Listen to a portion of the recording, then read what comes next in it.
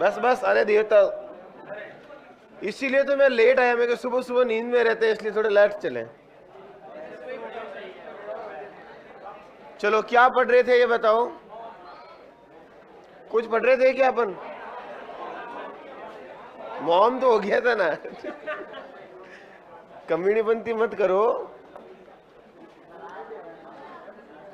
अच्छा, वो मिल गया मधुमक्खी? क्यों झूठ बोलते हो रे? मधुमक्खी मिल गया ना?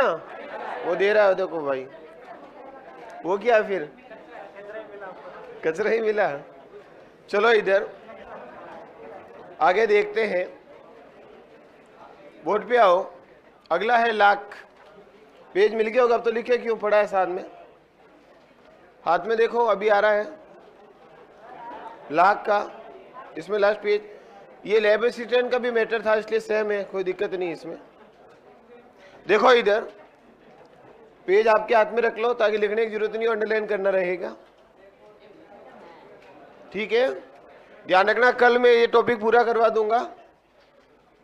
कल इस टॉपिक को पूरा कर देंगे, क्योंकि अगला जो प्रिंट है वो मैं आपको अभी उपलब्ध करवा दूंगा सुबह आते ही।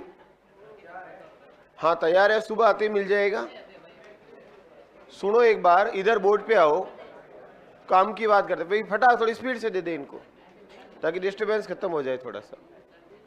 इधर सुनना मेरी बात, मैंने आपका पेपर बना दिया है 4 तारीख के लिए। अच्छा, क्या क्या दिया है पेपर में बताता हूं। इस बार मैंने पेपर का लेवल काफी अच्छा रखा। पहली बात तो ध्यान रखना, पिछली बार की तरह नहीं रहा। पिछली बार तुम लोगों ने आधे घंटे में पेपर कर लिया, इस बार फिर मैंने कमर कसी है। ठीक है, जो पढ़ाया वही दिया है, बस लैंग्वेज थोड़ी सी ढंग की रखी है, पहला पॉइंट। दूसरा, कुछ क्वेश्चन नहीं दिए, हमेशा ही देता हूं, आपको बताइए। टॉपिक बुक्स कोई नहीं है, मन से दिए। ध्यान रखना, पहला टॉपिक दिया है पारिस्थितिकी, आनुवांशिकता और जंतु और पादपों का आर्थिक महत्व, जैव विविधता वाला वो टॉपिक पूरा। ये टॉपिक दिए हैं और क्वेश्चन तैयार कितने किए? 50 ही किए ना? देख लेता हूं एक बार कितने किए हैं।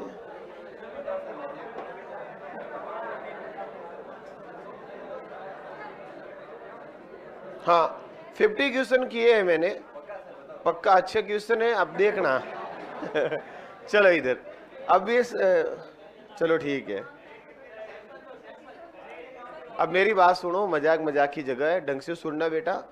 कल मैं इस टॉपिक को पूरा करवा दूंगा। कल अपन एक काम करेंगे, लिखेंगे नहीं, प्रिंट जैसे आज दिया वो पहले ही दे दूंगा, ताकि सिर्फ अंडरलाइन करना रहेगा, फालतू समय खराब नहीं करूंगा। यही समय हम बायोटेक में देंगे तो ज़्यादा अच्छा रहेगा, क्योंकि यहाँ पार्ट सीधा याद करना। एपीकल्चर आप देख से कल हमने देखा ही था, याद करने वाली बातें हैं, और समझा मैं दूंगा बोर्ड पे आपको अच्छे से। तो जो बचा है उसको अपन पढ़ते हैं। तो आओ बोर्ड पे, निकालो नोट, आपके पास पड़ा है पेज। लाख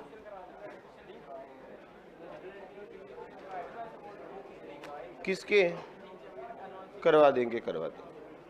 इधर बेटा लाख उत्पादन की बात कर रहा हूं।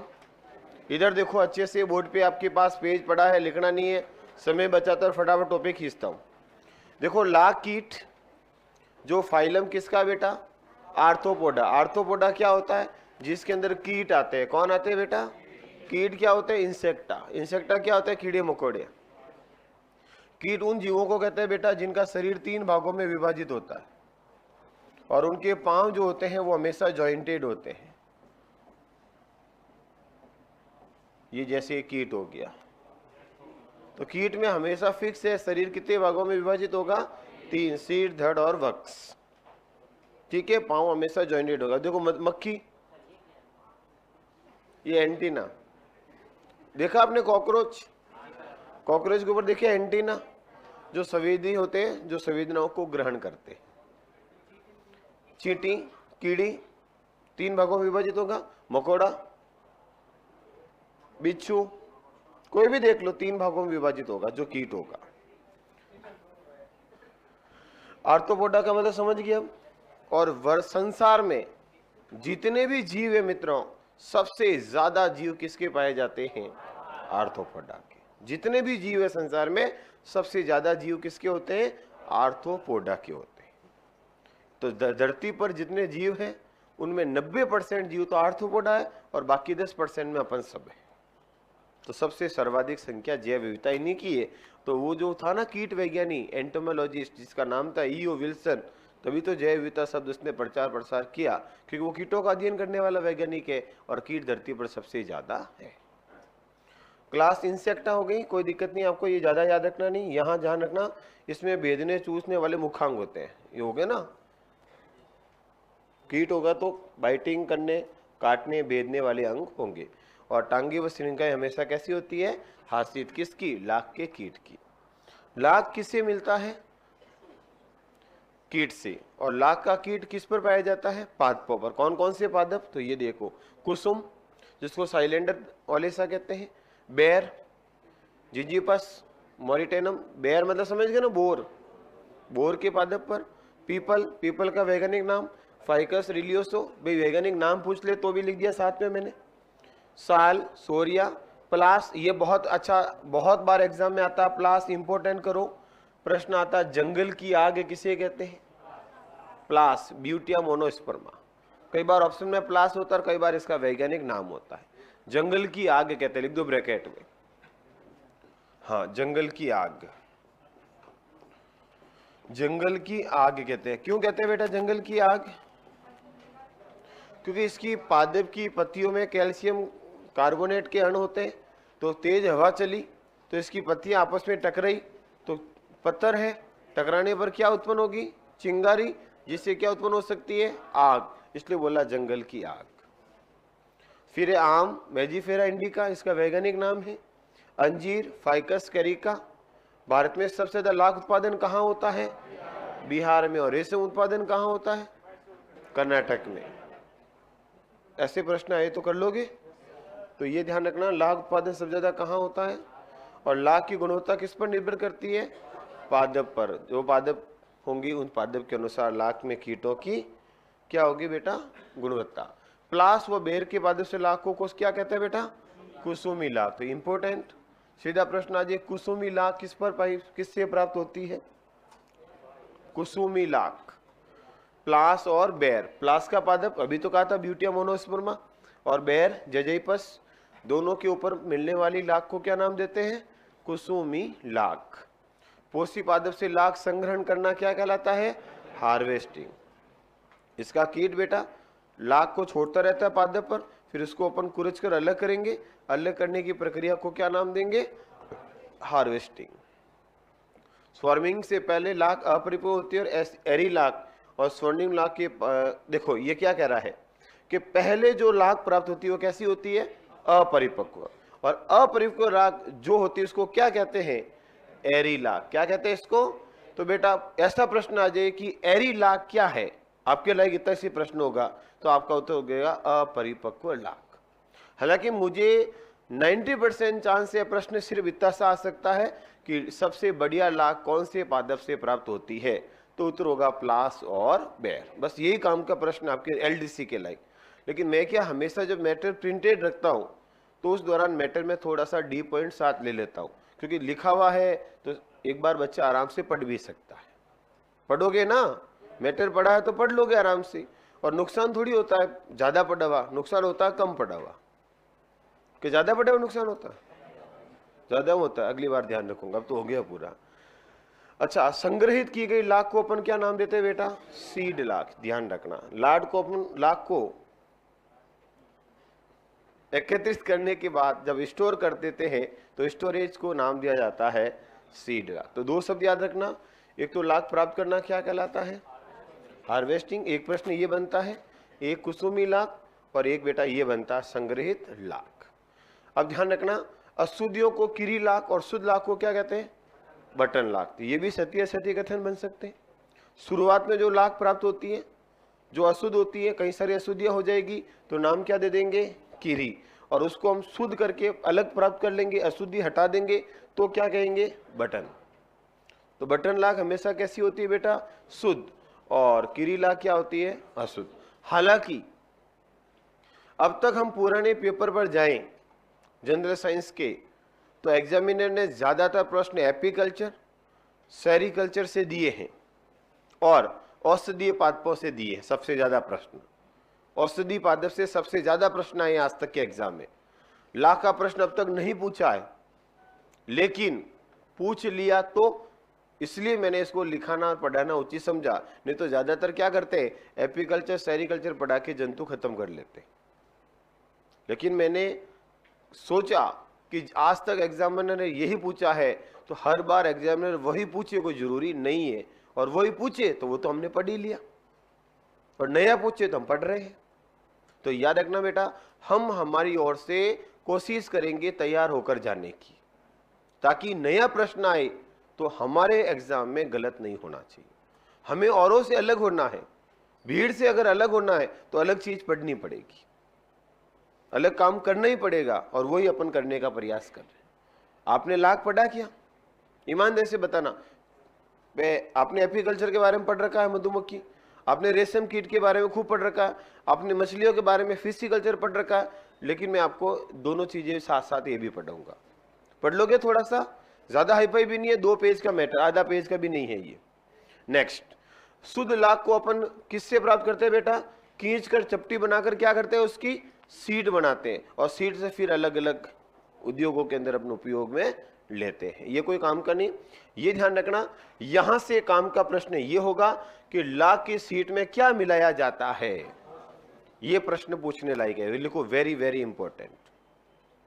लाख की सीट बनाने में किसका उपयोग, आर्सेनिक, पारा, तांबा, सीसा, ऐसे ऑप्शन बनते हैं।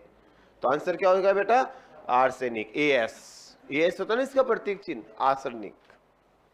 तो ये ध्यान रखना, लाख की सीट बनाने में किस तत्व का प्रयोग किया जाता है, ये अच्छा प्रश्न बनता है, क्योंकि ऑप्शन में ऐसे आ सकता है आर्सेनिक, तांबा, पारा, सीसा, ऐसे ऑप्शन दिया जाए तो याद रखना क्या उत्तर हो जाएगा, आर्सेनिक, जो एकदम अलग और एकदम नया प्रश्न होगा, जो लोगों के पढ़ा नहीं होगा।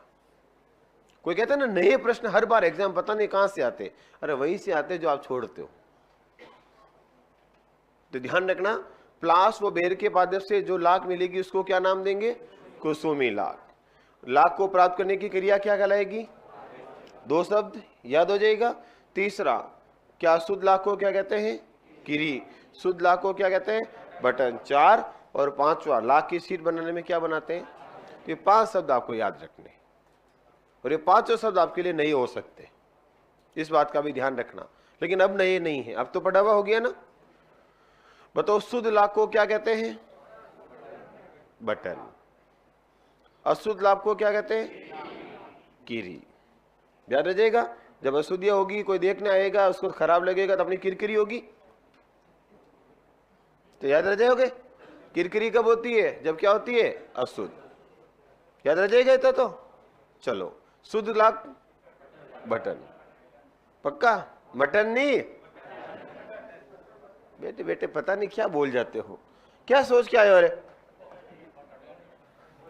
अच्छा, राख में क्या क्या होता है, रेजिन होता है सबसे ज्यादा, फिर क्या होता है बेटा, डाई, मोम, एल्बुमिन, खनिज और पानी। बताओ, लाख में सबसे ज्यादा किसकी मात्रा होती है, यह पूछा जा सकता है, याद रखना। लाख में कौन सी प्रोटीन पाई जाती है, एल्बुमिन, पूछा जा सकता है। ये छोटे छोटे प्रश्न, तो ये होगा लाख का कंपोनेंट्स, संगठन लिखा हुआ है ना आपकी, हाँ, कोई दिक्कत, तो ये हो गया लाख पूरा। 4 शब्द तो याद करे लाख के अंदर, होगी लाख है, क्या कह रहा, क्या हुआ रे।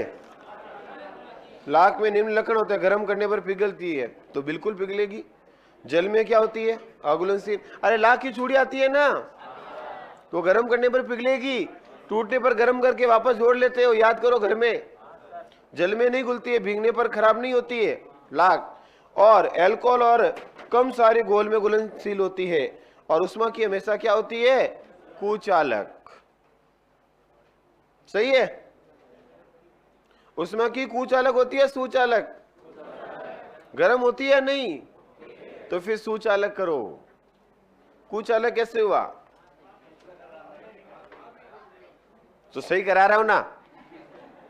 और भारत में लाख सबसे ज्यादा उत्पन्न होता है विश्व के अंदर, और भारत में लाख अनुसंधान कहाँ है? नामकुम, रांची में। सुन कैसे? हाँ, ये भी ध्यान रखना, लाख अनुसंधान केंद्र कहाँ है? रांची में है भाई। मछली पालन अभी बढ़ाता हूं, मना कब किया मैंने? चले आगे, नेक्स्ट। अरे बेटा एक्चुअली क्या था, ये आगे तेरा मछली पालन। वो क्या कि हम जब लैब असिस्टेंट में पढ़ाते थे, वहाँ सिलेबस में 3 टॉपिक ही थे, लाख, मधुमक्खी और सेरिकल्चर। तो वो तीनों तो मैंने वहाँ से सीधे उठा दिए क्योंकि वो पहले पढ़ा रखा था, और ये नया चीज़ है वो नहीं बनाई फिर बैठ के, समझे आप? तो जो पुराना था वो मैंने सीधा पीधा पढ़ा दिया, नई चीज़ अब इधर आ गो ऐसे। हाँ, तभी तो लेट आया हूँ। अब LDC लिखा हुआ है, मिलेगा पुराने वाले में। अरे एक्चुअली मैंने कहा लिखने से क्या फर्क पड़ता है, अपना तो मैटर होना चाहिए, और मैटर को मैंने पूरा दिया, कम नहीं किया। तो मैंने कहा पूरा दे ही देते, बेचारे हमारे प्यारे विद्यार्थी पढ़ेंगे थोड़ा बहुत। थोड़ा बहुत तो पढ़ते ही हो आप लोग, ज्यादा नहीं तो थोड़ा थोड़ा तो पढ़ते ही हो। बिल्कुल, अभी जाओगे, खाओगे, पियोगे और पढ़ोगे हैं, और फिर उठोगे, फिर घूमोगे, पियोगे, फिर वापस खाओगे, पियोगे, फिर पढ़ोगे। ये जो कमरा लेके रहते हैं ना, उनको बिल्कुल टाइम नहीं मिलता पढ़ने का। देखो कैसे, अभी यहाँ से 12:30 छुट्टी करूंगा, 1-1:30 बजे रूम पहुंचेंगे, फिर खाना बनाएंगे, तब तक 2-2:30 बज जाएगी, फिर पढ़ेंगे, फिर उठेंगे तब तक 5-6 बज जाएगी, फिर चाय पीने जाएंगे, थड़ी पे घंटे भर बैठेंगे, 7-7:30 बज जाएगी, फिर वापस खाने का टाइम हो जाएगा, फिर वापस खाना बनाएंगे, खाएंगे, 9:30-10 बज जाती है, फिर सुबह जल्दी उठना होता है क्योंकि क्लास जल्दी आना, फिर पढ़ जाते हैं। अब देख लो आप ही। नेक्स्ट क्या है, फोन चलाने का समय तो वो निकाला जाता, मिलता कहाँ है? चलो इधर। हाँ, अब थोड़ा सा बात करते हैं मछली की। मछली जल की रानी, इधर देखते हैं। बस बस बहुत है। मछली का पालन करना क्या कहलाता है? PC culture. लिखा हुआ है क्या कहीं? ये रहा। तो मछली का पालन करना क्या कहलाएगा बेटा? पीसी कल्चर, या क्या कहेंगे हिंदी में? मत्स्य पालन। इंग्लिश में क्या बोलेंगे? PC culture. मछली जो होती है बेटा वो मीठे जल में कौन होती है? कतला, रोहू। याद रखना, सीधा प्रश्न आता है, इनमें से कौन सी मछली मीठे जल की है? तो आपको नाम याद रखना पड़ेगा, कतला, रोहू, लोबिया, ये सब आपके कैसी है? मीठे जल की। और समुद्री जल की, खारे जल में कौन होती है? हिल्सा, साइडाइन, मैकरल और पॉम्फ्रेट। ये 3 नाम आपको याद रखने, मीठा जल और खारा जल। अच्छा, जल संवर्धन क्या कहलाता है? एक्वाकल्चर। जल को रखना, शुद्ध करना, संवर्धित करना, जिसमें जल के छोटे बड़े निकायों में क्या करते हैं बेटा? जल का समुचित उपयोग करते हैं। जलीय पौधों को, जंतुओं को, मछलियों को, झींगा, केकड़े को अपन क्या करते हैं? पालकर उनका उत्पादन करते हैं। अरे भाई, कई सारे ऐसे व्यक्ति हैं जो छोटे छोटे तालाब बनाते हैं और छोटे छोटे तालाबों के अंदर मछली को पालते हैं, झींगा को पालते हैं, केकड़े पालते हैं, कुछ मोलस्का के जंतुओं को पालते हैं, फिर उनको बाजार में ले जाकर बेचते हैं और लोग खाते हैं। तो उन्होंने अपना क्या किया? आर्थिक फायदा, व्यापार। तो इसको ही तो हम पढ़ते हैं, आर्थिक फायदा कैसे कैसे होता है जंतु और पादपों से। तो याद रखना बेटा, मछली का पालन तो कहलाएगा पीसी कल्चर। लेकिन मछली के साथ साथ आप दूसरे जीवों को भी जो पानी में रहते हैं उनको पाल करके बेचते हो और उनसे आर्थिक फायदा लेते हो, तो ऐसी क्रिया कहलाएगी एक्वा कल्चर। आ जाएगा समझ में? मछली का केवल मछली पाले तो क्या हो जाएगा? PC culture. लेकिन मछली के साथ साथ आप क्या करो? कुछ पौधों जो जल में रहते हैं, जलीय पौधों को पालो। जैसे मान लो सिंगाड़े हमेशा पानी की सतह पर होते हैं, पानी में उगते हैं, तो आपने सिंगाड़े की खेती की, क्या करोगे? तालाब में पानी भर के रखोगे। खाया कभी? देखा कैसा होता है? कठोर, वो पानी पानी होता है बेचारा। सिंगाड़ा खाया? ट्रापा, ट्रापा बोलते हैं जिसको। सिंगाड़े को क्या बोलते हैं? ट्रापा।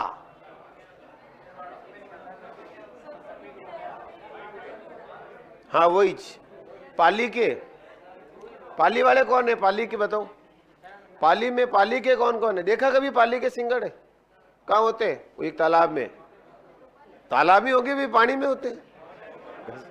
नेक्स्ट, झींग, झींगा, केकड़े, मोलस्का, इनका पालन करना क्या कहलाएगा बेटा? एक्वीकल्चर। याद रह जाएगा। तो जलीय संवर्धन करना क्या कहलाता है? एक्वाकल्चर। एक्वाकल्चर का ही भाग कौन है? पिसिकल्चर।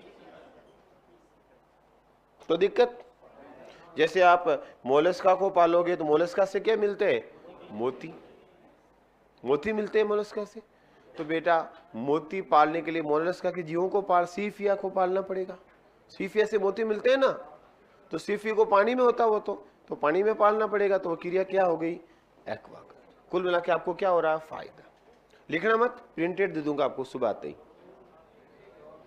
कोई दिक्कत? क्या लिखोगे? मिल जाएगा। एक बार डिस्कस कर दो और इसको खत्म कर देता हूं, फिर अच्छे से पढ़ो और 4 को एग्जाम दो। क्या 5 को दे दूं? चलो इधर देख लूंगा मैं अभी।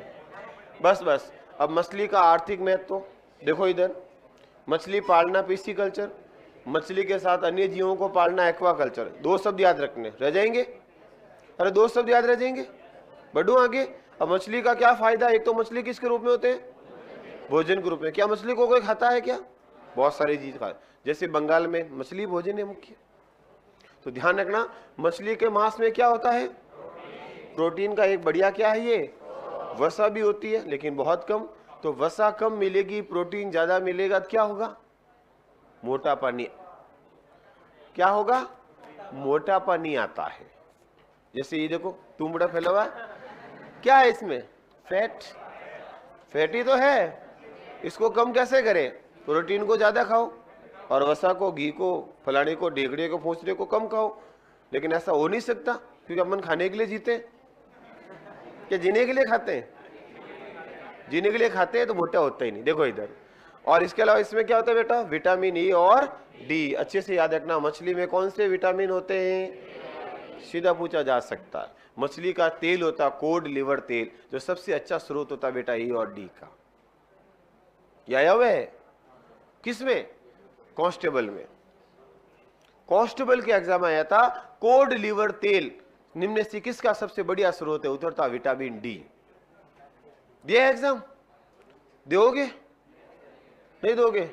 उससे पहले लग जाओगे? तो ठीक है, यही चाहता हूं मैं भी। और आयोडीन के भी अच्छे स्रोत है। क्यों? क्योंकि खारे जल में रहती, तो खारे जल में आयोडीन होता तो जमा रहेगा शरीर के अंदर। तो मछली का फायदा एक तो भोजन के रूप में। भोजन में क्या मिलेगा? प्रोटीन। क्या मिलेगा बेटा? वसा हल्की, खनिज, विटामिन कौन मिलेंगे? ए और डी। याद करो, जिनकी आंखें कमजोर होती है और डॉक्टर के पास जाते हैं तो डॉक्टर मछली के तेल की गोलियां देते हैं। हाँ, और कहते हैं ये लो, आपकी आंखें वापस तैयार हो जाएगी। हाँ, लेते हैं खूब सारे। आयुर्वेदिक डॉक्टर के पास जाके देखना। नेक्स्ट, रोगों को नियंत्रण करने भी मछलियां काम आती। कैसे? याद करो, लार्वा खाने वाली मछली कौन सी? डिम्बाहारी, जिसको अपन क्या नाम देते हैं बताओ? गैम्बूसिया। कौन सी मछली बेटा? ये रही देखो, डिम्बाहारी। मतलब डिम मतलब टाबरों को खाती। डिम छोटे बच्चे। तो मछली के लार्वा को कौन कौन खाती है? गैम्बूसिया, पंचाक्स, हेप्लोचाइट्स और ट्राइजेस्टर। लेकिन अपन ज्यादातर किसको पढ़ते हैं? क्योंकि ये किसको खाती है? कौन से मच्छर? प्लाज्मोडियम की। तो प्लाज्मोडियम के अंडों को खाएगी तो प्लाज्मोडियम की वंशवृद्धि नहीं होगी, तो रोकथाम होगा कि नहीं होगा? इसलिए कहते हैं तालाबों से मछली को पालने से रोगों से भी सुरक्षा मिलती है। प्रश्न आता है कि मलेरिया रोकने के लिए तालाब में कौन सी मछली का पालन करना चाहिए? लिखा रखा मैंने। याद करो वो पल जो बीते थे रोगों के अंदर। फिर मत्स्य उप उत्पाद, ये तो मेन प्रोडक्ट हो गए। सहायक प्रोडक्ट क्या होते हैं मित्रों? मछली से तेल, मछली की घानी करते हैं। तो तेल कैसे मिलेगा फिर? और तेल मिलता, और ये तेल किससे मिलता बेटा? सॉर्क, सोपिस, स्केट्स और रेस के यकृत से हमेशा क्या मिलता है? यकृत मतलब क्या होता है? कलेजा, कालजो, कालजो, लीवर, जिगर, जिगरा। जिगरा से क्या मिलता है? तेल। है ना आप में जिगर? तो फिर है क्या? देखो इधर, मछली के अपशिष्ट भी क्या होता है बेटा, खाद के रूप में उपयोग होते हैं। मछली जो होती है बेटा, इससे क्या प्राप्त किया जाता है, मछली के गोंद कहां से प्राप्त किया जाता है, तो कोड ऑफ कौन, स्किन मिलेगा कहीं आपको, गोंद ये रहा देखो, त्वचा से प्राप्त किया जाता है। प्रश्न ऐसा भी है, मछली के किस भाग से गोंद जैसा पदार्थ प्राप्त किया जाता है, त्वचा से, तो याद रखना। अब प्रश्न आ जाए, कथन सत्य सत्य, मछली में प्रोटीन की मात्रा प्रचुर होती है, पहला कथन दे दिया। दूसरा कथन दे दिया, मछली से विटामिन ए और डी पाए जाते हैं। तीसरा कथन दे दिया, मछली में बहुत ज्यादा वसा प्राप्त होती है। और चौथा दे दिया, मछली की त्वचा से गोंद बनाया जाता है। अब वो उसी कंडीशन में सही होगा जब आपको पढ़ा हुआ होगा। समझ में आया ना? अब आप कहां अटकोगे, मछली से गोंद कब से प्राप्त होता है, गोंद तो बबूल से प्राप्त होता है। आया ना समझ में? अब ये कब क्लिक करेगा, जब एक बार भी पढ़ा हो जिंदगी में, तो भी अपन को लगभग कई बार आइडिया लग जाता है। समझे मेरे कहने का मतलब? इसलिए ध्यान रखना, मछली से गोंद भी प्राप्त किया जाता है। मछली है बेटा, जिसे एक पदार्थ मिलता है, उसका क्या नाम है, आइजिंगास। यह एक जिलेटिन, लसलसा चिपचिपा जैसा पदार्थ है, जो पर्च इंडियन सालेमन मछली का नाम है, और केट फिश और के एयर बैग से प्राप्त किया जाता है। उसके अंदर एयर बैग होंगे, मतलब छोटे छोटे गुब्बारे नुमा संरचना होगी, जिसमें वायु भरी होगी, और उस वायु भरी हुई के कारण मछलियां तैरने में क्या करेगा, ये सहायता करेगा। उससे प्राप्त होता है कौन सा पदार्थ, आइजिंग्लास। और इसका उपयोग क्या करते हैं बेटा, सीमेंट निर्माण में, और वाइन निर्माण में, और बियर निर्माण में किया जाता है। तो याद रखना, मछली से बियर बनती है, वाइन बनती है, और सीमेंट भी बनती है। तो सहायक आए ना, सत्य असत्य कथनों में मछली सीमेंट निर्माण में सहायक है, सत्य या सत्य? मछली गोंद निर्माण में सहायक है, मछलियों के द्वारा बियर व वाइन का निर्माण करने में सहायक पदार्थ मिलते हैं। ऐसे प्रश्न एग्जाम में आ सकते हैं, और ऐसे आए तो लोगों के लिए बिल्कुल नए होंगे और आपके लिए पढ़े हुए होंगे। तो बेटा सोच समझ के, काफी इधर उधर की किताबें 10 पढ़ के ये मैटर आया है, एकदम एक जगह से नहीं मिला है, ध्यान रखना। और मैंने कहा अगर पूरा लिखाएंगे तो कम से कम 4-5 दिन लगेंगे, इसलिए मैंने इसको प्रिंट कर दिया, ताकि एक बार डिस्कस हो जाएगा तो ज़्यादा माथाफोड़ी भी नहीं है, और आप आराम से पढ़ भी लोगे, और ज़्यादा समय भी आपका खराब नहीं करूँगा। और यही पेज मैं आपको 5 पन्नों में दे दूंगा, एक पन्ना आज दे दिया, 5 पन्ने कल मिल जाएंगे, तो 7-8 पन्नों का मैटर हो जाएगा अच्छे से। और इसको आप घर पे बैठ के अच्छे से क्या करना पड़ेगा, याद तो करना ही पड़ेगा, कोई इलाज नहीं है। करना क्या है ये मैं बता रहा हूं, प्रश्न कैसे बनेगा ये मैं बता रहा हूं, क्या पूछेगा ये मैं बता रहा हूं, पढ़ना तो आपको पड़ेगा। पढ़ लोगे? नहीं पढ़ोगे तो देख लेना फिर, और पढ़ोगे तो अच्छा। मछली जो शार्क है बेटा, उस शार्क मछली की त्वचा मोटी होती है, इस वजह से इससे क्या प्राप्त किया जाता है, चमड़े का निर्माण भी किया जाता। कौन सी मछली से, शार्क की। ये भी पूछा जाए तो ध्यान रखना। नेक्स्ट अगला है मित्रों, क्या, कृत्रिम मुक्तापल, आर्टिफिशियल पल्स। पल्स क्या होता है, मुक्तापल। मुक्तापल क्या होता है, पल्स होता है। बेटा विशेष रूप से फ्रांस में कृत्रिम मुक्तापल के निर्माण में किसका काम, साइनिप्रिनस एक प्रकार की मछली से चमकीला अस्थिर सल का उपयोग किया जाता है। मछली व समुद्री उत्पाद के उत्पादन से संबंधित क्रांति को कौन सी क्रांति बोलते हैं, ये भी प्रश्न आ सकता है। नीली क्रांति का संबंध किससे है, मछली या समुद्री उद्योग से। पीली क्रांति का संबंध किससे है, सरसों उत्पादन से, याद है ना। हरी क्रांति का एग्रीकल्चर से। अच्छा, व्हाइट क्रांति का संबंध उद्योगों से, व्हाइट उद्योग से संबंधित। अब दूध का तो उद्योग ही हुआ ना, अंडे का उत्पादन भी व्हाइट आता है, कॉटन का उत्पादन भी व्हाइट आता है, तो निर्भर करेगा ऑप्शन पर। कपास का उत्पादन भी व्हाइट क्रांति में आता है। तो व्हाइट क्रांति 3-4 बिंदु होते हैं, निर्भर करेगा प्रश्न के ऑप्शन पर। जैसे रेड क्रांति आ जाए तो रेड क्रांति, टमाटर कह दो, मांस कह दो, या बायोटेक पढ़े तो मेडिकल। तो ये निर्भर करेगा प्रश्न के ऊपर। समझे ना, रटा रटाया कभी सही हो कोई जरूरी नहीं है। नेक्स्ट आगे बढ़े थोड़ा सा, और अगला कौन सा बेटा, मुक्ता पालन। मुक्ता मतलब होता है बेटा मोती। मेरे को आपके दिमाग में था, बोला नहीं, पर मैंने कहा अगला टॉपिक यही है, इसलिए थोड़ा सा मैंने बोला नहीं। मुक्ता पालन मतलब समझ गए, मोती का उत्पादन क्या कहलाता है बेटा, मुक्ता पालन या पर्ल कल्चर। बताओ नई चीज हुई या वही है, याद हो जाएगा, पहले से आता था। और यही प्रश्न आया था पिछली बार एलडीसी में, निम्न में से किससे मोती पाला प्राप्त किया जाता है, ऑप्शन थी। फालतू काम आप करते नहीं हो, करूं क्या। तो ध्यान रखना, मछली पालन क्या कहलाएगा, पीसी कल्चर। मधुमक्खी पालन क्या कहलाएगा, एपी कल्चर, याद हो जाएगा। लाख का पालन क्या कहलाएगा, एरीकल्चर, लिखा था ना। चलो अच्छा, मुक्ता पालन क्या होता है, समझ में आ गया। मुक्ता पालन क्या है, मोतियों का उत्पादन, याद रहिएगा। मुक्ता पालन क्या हुआ, और मुक्ता ऑप्शन में नहीं तो इंग्लिश में क्या होगा बेटा, पर्ल कल्चर। तो कोशिश करना पर्ल कल्चर याद रखना, मुक्ता आए नहीं आए, पर्ल तो आएगा ही आएगा। तो पर्ल कल्चर क्या है, सीधे प्रश्न आ जाए, मोती का पालन, मोती का उत्पादन करने के लिए पर्ल कल्चर कहलाता। अच्छा, मोती कितने प्रकार के होते हैं बेटा, अलग अलग प्रकार के। सबसे पहला कौन सा है, लिंगा मुक्ता, यानी कि लिंगा मुक्त पर्ल्स।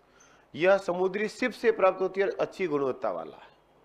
प्रश्न सीधा आ सकता, निम्न में से किसके द्वारा मोती प्राप्त होता है, या सबसे अच्छा मोती की क्वालिटी है, या निम्न में से कौन सा मोती का प्रकार नहीं है, या निम्न से कौन सा मोती का सबसे अच्छा प्रकार है। तो ये आपको नाम याद रखने पड़ेंगे, मुक्ता, बीज मुक्ता, बैरोक्यू मुक्ता और ब्लिस्टर मुक्ता। ज्यादा समय नहीं लूं, याद करने वाली बात है, ये तो आपको थोड़ा सा याद रखना है। मुक्ता यानी कि मोती के क्वालिटी के प्रकार। अच्छा अगला है बेटा, ये सब वही ओरिएंटल पर्ल, एक असामान्य प्रदीप्ति। प्रदीप्ति क्या होती है बेटा, अब प्रदीप्ति क्या होती है, चमक। ऐसी वस्तुएं जो रात को चमकते हुई दिखाई देती है अंधेरे में, उस क्रिया को नाम दिया जाता है प्रदीप्ति। उस क्रिया को क्या नाम देते हैं, प्रदीप्ति कहते हैं, जो रात को अंधेरे में चमक चांदनी करती है। तो ये सुंदर और चिकनी सतह के साथ क्या होता है बेटा, रात को चमकता है। नेचुरल, ये मुक्ता गहरे समुद्र के पर्ल ऑयस्टर से प्राप्त होते हैं। और संवर्धित मुक्ता कल्चर, इसको अपन क्या करते हैं बेटा, संवर्धित करते हैं, पाल करके प्राप्त करते हैं। संवर्धित मतलब उसमें कुछ ना कुछ सुधार करके, घिस करके अच्छे से क्वालिटी बनाने का प्रयास करते हैं। तो ये आर्टिफिशियल हो गए प्राप्त होने के बाद। अच्छा, मुक्ता जो होता है वो किससे प्राप्त होता है, ये था पिछली बार। निम्न में से किससे मोती प्राप्त होता है, उत्तर था पिंगडाटा वल्गेरिस, ऑप्शन में ये एक ही था। अब मोती किस किस से प्राप्त होता है, तो ये जाती है बेटा 8। कौन कौन सा, पिंगडाटा, पिंगडाटा फ्यूकेटा, पिंगडाटा केमेजी, पिंगडाटा, कुल मिला के याद क्या रखना है, पिंगडाटा। तो पिंगडाटा से याद हो जाएगा, एक भी रटने की जरूरत नहीं है। हाँ पिंग टाटा, अरे डाटा बोलो, टाटा बोलो, कैसे भी करो, मैंने थोड़ा ढंग से बोलने का प्रयास किया और थोड़ा सा उल्टा बोला, ताकि तुम थोड़ा सा वापस बोलो तो थोड़ा याद रह जाए। याद हो जाता ना एक बार गलती होने पर। तो पिंग डाटा, क्या टाटा, क्या टाटा फ्री। तो पिंग टाटा से हमेशा क्या मिलता बेटा, मोती। कर लोगे ऑप्शन में से, ये आपको मैं अभी, नहीं तो सुबह आते ही पहले आपको ये काम मिलेगा। कोई दिक्कत, थोड़ा सा याद करना है, करना क्या ये मैंने आपको बता दिया। बढ़ू बोले आगे। तो ये आपके पूरा होता है कौन सा, जंतुओं का आर्थिक महत्व। किसका, जंतुओं का। अब किसकी बात करते हैं, पादपों की। ये किसका आर्थिक महत्व बढ़ा बेटा अपन ने, जंतुओं का। अब किसका पढ़ते हैं, पादपों का। और पादपों में सबसे पहले कौन है, औषधीय पादप, मेडिकल प्लांट, जहां से प्रश्न आना ही आना तय है। और कहीं से आए नहीं आए, यहां से तो प्रश्न आता है। लैब असिस्टेंट में भी आए थे 2-2 प्रश्न, याद करो वो पल जो किसी ने एग्जाम दिए हो। देते हो क्या एग्जाम, फालतू काम नहीं करते। ध्यान रखना, पिछली बार एलडीसी में प्रश्न आया था मोती से, तो इस बार चांस बनता है औषधीय पादप से। आप जब भी पढ़ो बेटा पुराने पेपर से तुलना करके पढ़ना। पिछली बार ये आया, ये छोड़ा, इस बार ये आ सकता। सिलेबस देखो क्या आ गया और क्या छोड़ा है। जो छोड़ा है उसको अच्छे से पढ़ना, वो तो आने ता है, क्योंकि रिपीट नहीं करे तो नया प्रश्न कहां से लाएगा, जो छोड़ा वहीं से तो लाएगा। चलो इधर, अब बेटा सबसे पहला पादप कौन सा है, सीन कोना ऑफिसिनेलिस। अच्छे से सुनना बस, पादप का नाम क्या है बेटा, सीन कोना ऑफिसिनेलिस। हिंदी में क्या बोलते हैं इसको, कुनैन। याद करो, मैंने भी लिखा था मलेरिया से मिलने वाली औषधि का नाम कुनैन। या इसी को क्या बोलते हैं, क्यूनिन। या इसी को क्या बोलते हैं, जॉइंट बार्क या पेरुवियन बार्क, या क्या बोलते हैं बेटा, काउंटियन बार्क। बार्क का मतलब होता है छाल। तो याद करो, सीन कोना पादप की छाल से दवाई प्राप्त होती है जिसका नाम होता है कुनैन। बार्क का मतलब क्या हो गया, कुनैन। छाल को पीस कर ये बनाते हैं। इसका उपयोगी भाग क्या है बेटा, याद करो। ऐसे ही तो प्रश्न आता है कि यह तो सीधा प्रश्न पूछेगा, निम्न में से मलेरिया की दवाई किससे प्राप्त होती है, ऐसे पूछेगा। या पूछेगा कुनैन के किस भाग से दवाई प्राप्त की जाती है, जड़, तना, छाल, ऐसे ऑप्शन होते हैं। तो आपको क्या याद रखना है, एक तो नाम याद रखना है, नाम। एक याद रखना औषधि भाग, कौन से भाग से प्राप्त होती है, जड़, तना, पत्ती, छाल से। और एक याद रखना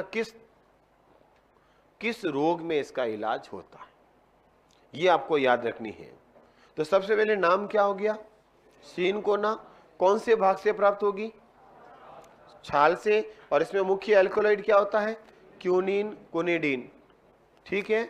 और ये किस में उपयोग होती है बेटा, मुख्य रूप से मलेरिया। और मलेरिया के अलावा किस में उपयोग ले सकते हैं, निमोनिया, अमीबिया पेचिस, एम्बेबिया हिस्टोलाइटिका। याद आया, अमीबिया पेचिस, उसके अंदर इसका इलाज में उपयोग कर सकते हो। लेकिन मुख्य उपयोग किसमें हुआ, याद करो, शुरू में कोरोना आया तो कहा कि कोरोना तो एक निमोनिया के जैसी बीमारी है। शुरू में ये तो कहा निमोनिया के लक्षण हो रहे, निमोनिया के जैसी बीमारी है। तो क्या किया गया, याद करो, काफी चर्चा में रहा था, क्लोरोक्विनिन दवाई दी जा रही है, मलेरिया की दवाई कोरोना के इलाज में उपयोग में आ रही है। विदेशों में तक हमने बेच दी,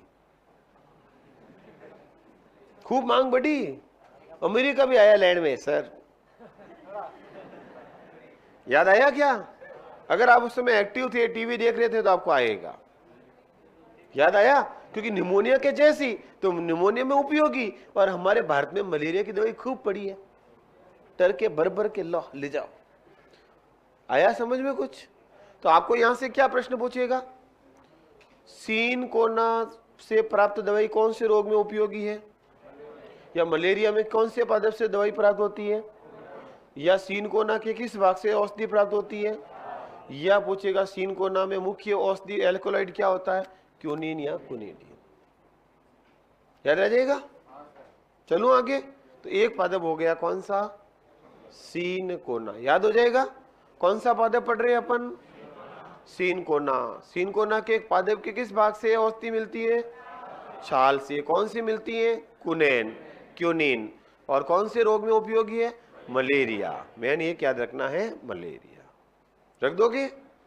अगला बोलूं, अगला है हल्दी, टर्मेरिक। हल्दी, हल्दी का वानस्पतिक नाम क्या है, कुकुरमा लौंगा। याद रखना पड़ेगा बेटा, सीधा भी पूछा जा सकता है। हल्दी का नाम क्या है, कुकुरमा लौंगा। बताओ उपयोगी भाग कौन सा है, भूमिगत प्रकंद, जो एक क्या है बेटा, तना, जना नहीं, तना, स्टेम। तो हल्दी के पौधे के किस भाग से औषधि प्राप्त की जाती है, तने से। और हल्दी का तना क्या कहलाता है, प्रकंद, राइजोम। प्रमुख एल्कलॉइड क्या है इसमें, कुकुरमीन, कुकुरमा लौंगा, कुकुरमीन। याद आ जाएगा, कुकुरमीन। और दूसरा क्या बेटा, जिंजीबरीन। याद रखना, कुकुरमीन और जिंजीबरीन किस पादप से प्राप्त होते हैं, ऐसा भी प्रश्न पूछा जा सकता है। हल्दी किस में उपयोग होती है, पाचक में। याद करो, आप रोटी खाते हो, सब्जी खाते हो, तो उसमें आप मसाला काम में लेते हो हल्दी के रूप में, ताकि पाचन की क्षमता बढ़े, बनी रही। और हल्दी किस में काम आती है बेटा, उद्दीपक में, पुष्टि कारक में और क्रमिहर में, यानी कि कुछ बेटा एंटीथैलेमिक यानी कि शरीर में कोई कीड़े मकोड़े पड़ जाए तो भी इनको ये मार सकती है, और दर्द निवारक औषधि के रूप में भी इसका उपयोग होता है। याद करो, हल्दी लगने पर कई सारे कहते हैं हल्दी का लेप कर दो, हल्दी का दूध पी लो, कहते हैं नहीं कहते, चोट लगने पर, विशेषकर हड्डियां टूटने पर दर्द निवारक के रूप में काम में आती है। याद आई? वही आपकी हल्दी। और कोरोना के दौरान काफी सारे देश, खूब सारे देश प्रभावित रहे, खूब मरे और हम लड़े, कारण हम खूब सारे मसालों का प्रयोग करते हैं। हमारी सब्जी अंग्रेज नहीं खा सकते, वो कभी सब्जी के अंदर मिर्ची नहीं देखी उन्होंने, वो सिर्फ चावल उबाले पानी में ठोक लिए, अपनी तरह नहीं खाते वो। हाँ, कोई फॉरेनर आपके संपर्क में हो तो कभी देखना कि आजा सब्जी खा जा, वो ऊपर से नीचे तक छत पार करके भी जा सकता, इतनी खतरनाक उसके जलन होगी, वो कभी खाई नहीं उन्होंने। आया समझ में? तभी तो हम इतने खतरनाक मसालों को खा सकते हैं, तो रोग तो क्या है, कई बैक्टीरिया जाते और आते रहते हैं। होगी हल्दी? कोई दिक्कत इसमें? बताओ हल्दी का वैज्ञानिक नाम क्या है? एक मिनट, अब बोलो क्या नाम है? कुकुरमा लौंगा। हल्दी के पादप के किस भाग से हल्दी प्राप्त करते हैं? तना को क्या बोलते हैं? राइजोम या प्रकंद। याद हो जाएगा। और मुख्य उपयोग पाचक के रूप में। कोई दिक्कत? तो अगला कौन सा है? हींग। आसाफोइडिटा है क्या कहीं नाम? ये रहा, फेरुला आसाफोइडिटा, हींग। देखिए कभी रसोई में मम्मी से संपर्क करना, मिल जाएगी हींग। अच्छा, हींग का कौन सा भाग उपयोग में लिया जाता है? जड़ को पीस कर प्राप्त करते हैं। हींग एक कैसा पदार्थ है बेटा? अकोशिकीय ओलियोगम रेजिन, इससे प्राप्त होता है। लसलेसा चिपचिपा पदार्थ है, देखो रेजिन, जिसको सूखा करके आम में पाउडर बनाते हैं, और इसमें एल्कोलॉइड नहीं होते हैं। औषधि किसमें उपयोग होती है बेटा? पेट दर्द में। याद करो, बच्चा अगर रो रहा है, छोटा बच्चा, और कहते हैं ना इसका पेट दर्द हो रहा है, तो हींग का लेप बना करके उसकी नाभि पे लगाओ, उसका पेट का दर्द कम हो जाएगा, क्योंकि ये दर्द निवारक रूप में। कौन से दर्द? पेट को दूर करती हैं। हेजा, कुकर खांसी, पीलिया में भी इसका उपयोग होता है, और मसालों में उपयोग। तो बताओ ये दर्द रोग से लड़ने में क्षमता देती है कि नहीं देती है? और हम हींग सब्जी में खाते हैं कि नहीं खाते? तो शरीर में इम्यूनिटी आती है कि नहीं आती है? इसीलिए कहते हैं मसाले खाते हैं, इसलिए रोगों से लड़ते। आया कारण समझ में?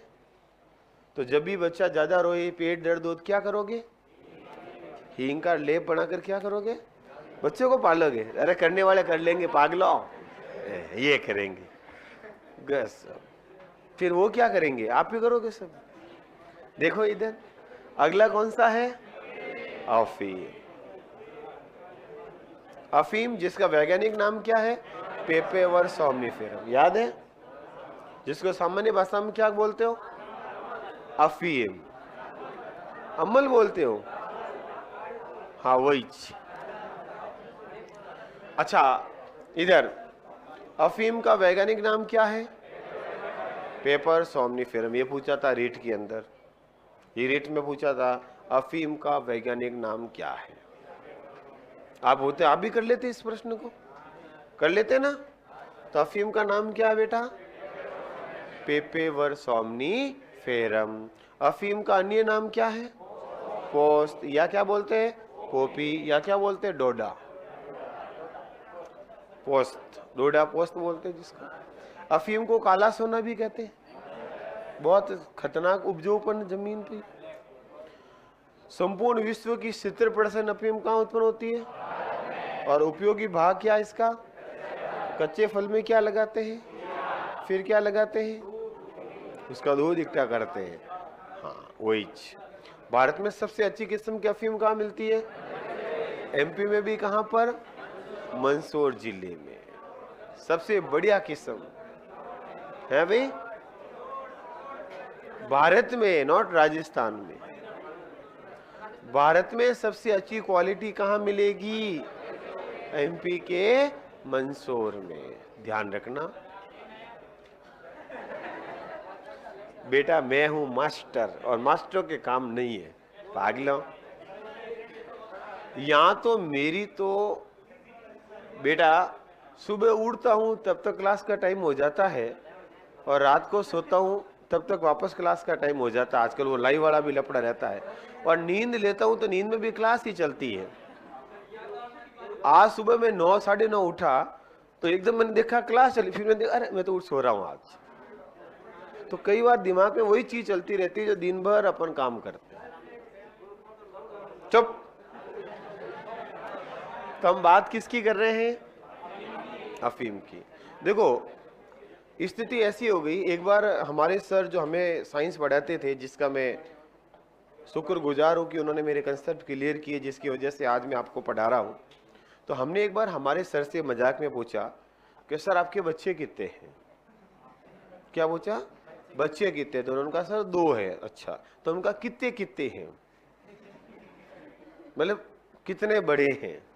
तो उन्होंने कहा एक इतना है और एक इतना है। हमने कहा आज तक सर हमने ये सुना एक इतना एक इतना, आप क्यों एक इतना एक, मतलब कुछ समझ में नहीं आया। तो उन्होंने कहा कि बेटा मैं जब तक जाता हूं तब तक वो सो जाते हैं और जब मैं उठ के आता हूं तब तक वो सोते रहते हैं। तो मैंने आज तक यही देखा एक इतना एक इतना, वो वाली बात। तो देखो इधर तो भारत में सबसे अच्छी किस्म की अफीम कहाँ प्राप्त होती है? कहाँ पर होगी? मंदसौर। और मंदसौर में भी कहाँ बेटा? एमपी के अंदर। ध्यान रखना इसके अंदर क्या क्या होते हैं, ये प्रश्न पूछा जा सकता। कहाँ में क्या?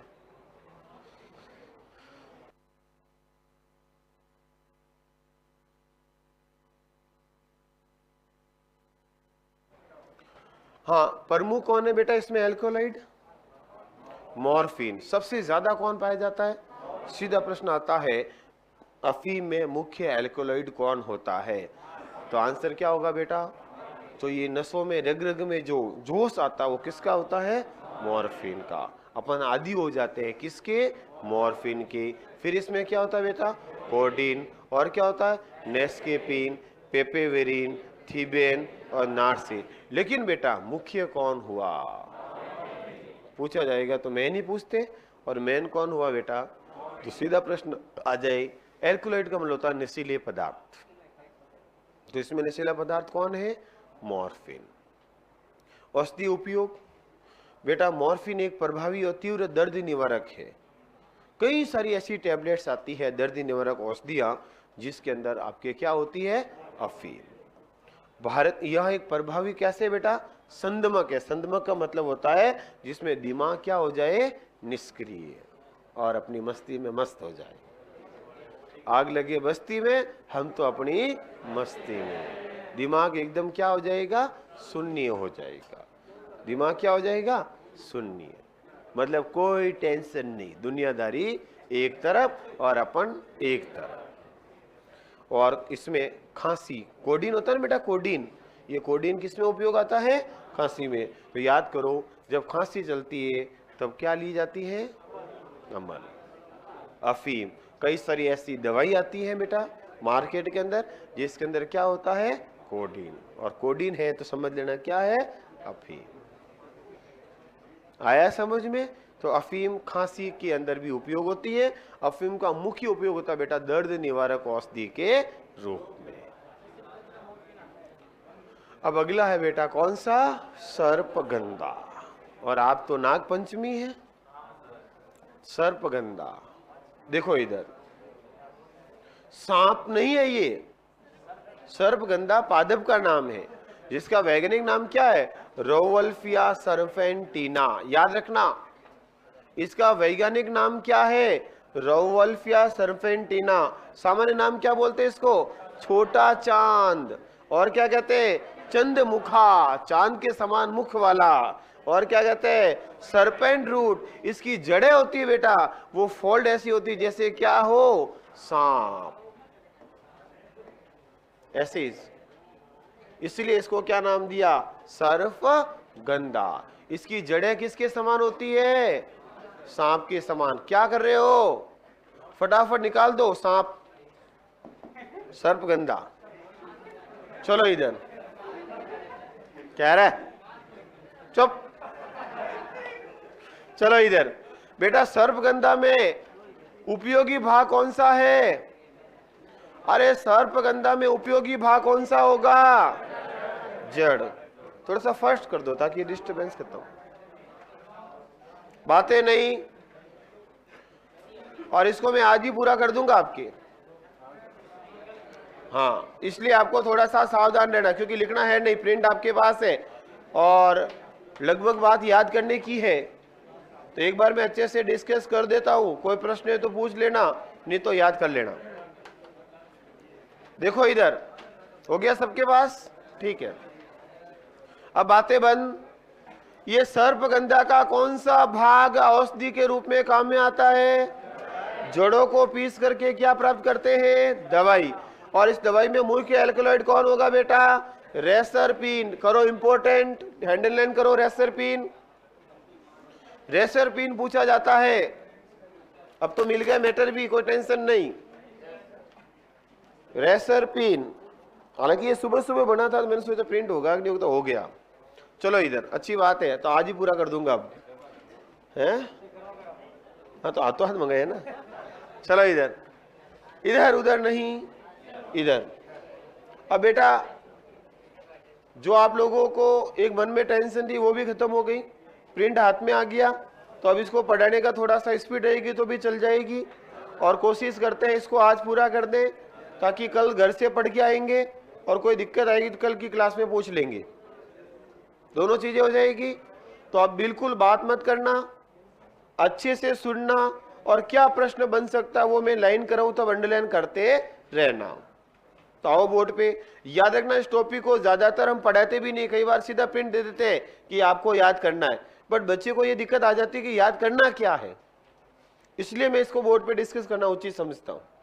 तो इधर देखो, यहां से सीधा प्रश्न आता है, सर्पगंधे का वैज्ञानिक नाम, या प्रश्न ऐसे आता है, निम्न में से कौन सा औषधीय पादप है या नहीं है, ऐसा प्रश्न आए तो याद रखना रोलोफिया सर्पेंटिना, उससे पहले हमने पढ़ा सीनकोना, ये सब कैसे पादप होते हैं, इससे पहले पढ़ा हमने पेपेवर सोमनीफेरम, ये सब कैसे पादप है, मेडिकल प्लांट। और कुछ नहीं तो आपसे कम से कम ये तो पता होना चाहिए, ये मैंने 10-11 नाम लिख के दिए, ये 11 नाम याद होने चाहिए,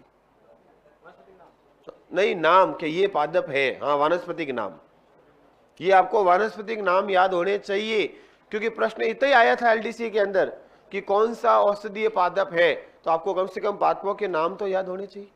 और जितने पादप 6ठी से 10वीं की 12वीं की किताब में होते हैं सब एक साथ दे दिए मैंने, 11 देख लो बोले, सभी लिख दिए, एक भी नहीं छोड़ा पीछे।